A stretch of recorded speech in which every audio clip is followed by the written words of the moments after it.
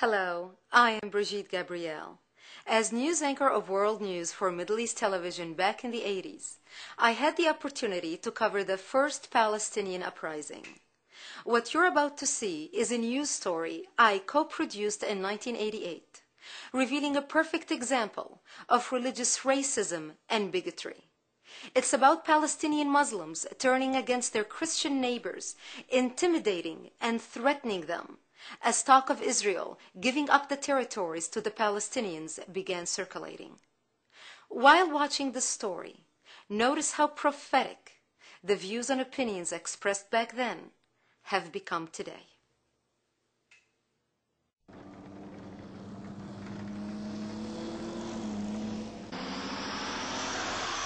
Suffering continual losses and facing world pressure against their presence in Lebanon, Israeli troops pull out of the southern city of Sidon. Throughout the city, the Sunni Muslims and the Christian population celebrated in the streets. Muslim and Christian, same. Only one, not Christian, not Muslim, all one. You understand? Go all happy. They love each other. 2 months later, combined Sunni and Shiite Muslim forces attacked the Christian population around Sidon.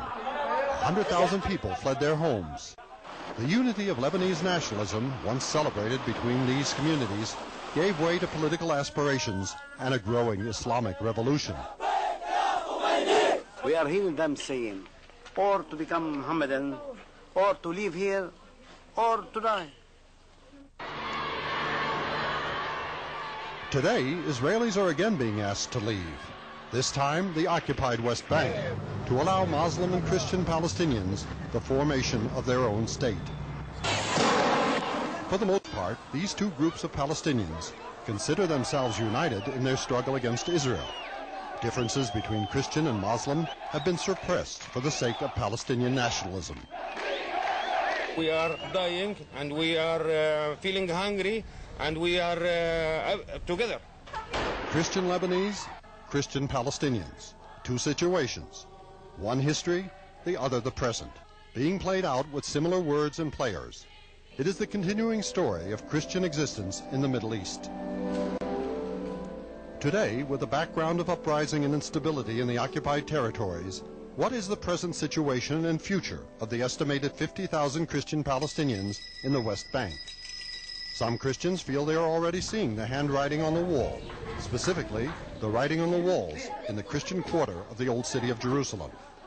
They see it as a sign of increasing radical Islamic fundamentalism among Muslim Palestinians. We can read some slogans, written on the walls, that Christians, must be with Muslims. That Christians, the only solution, actual solution is to be Muslim.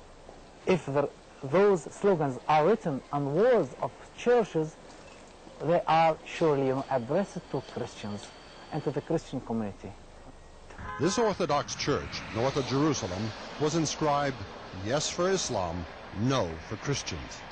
Orthodox church officials met with Muslim leaders to discuss the meaning of the inscriptions appearing in public. And they said, we are innocent. We don't believe in those groups.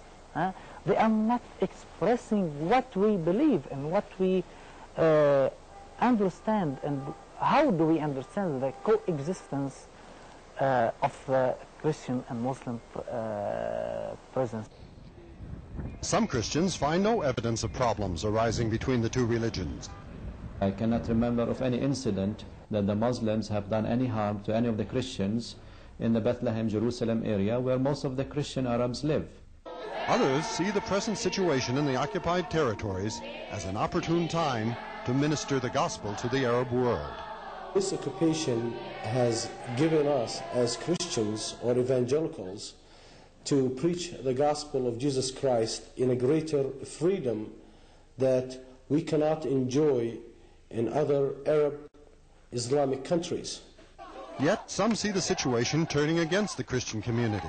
They sense a move towards radical Islamic fundamentalism among Muslim Palestinians. They fear recognition could bring them trouble. They are looking for the day Israel to leave this place, and then they will take over and do what they wish. In other words, turn the whole country into Islamic Republic. Supporting this idea throughout the West Bank and Gaza is an expression used by radical Muslims that may shed light on their intentions.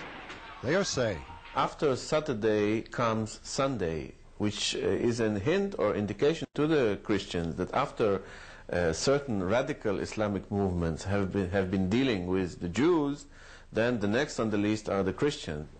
Some Christians are getting the message directly.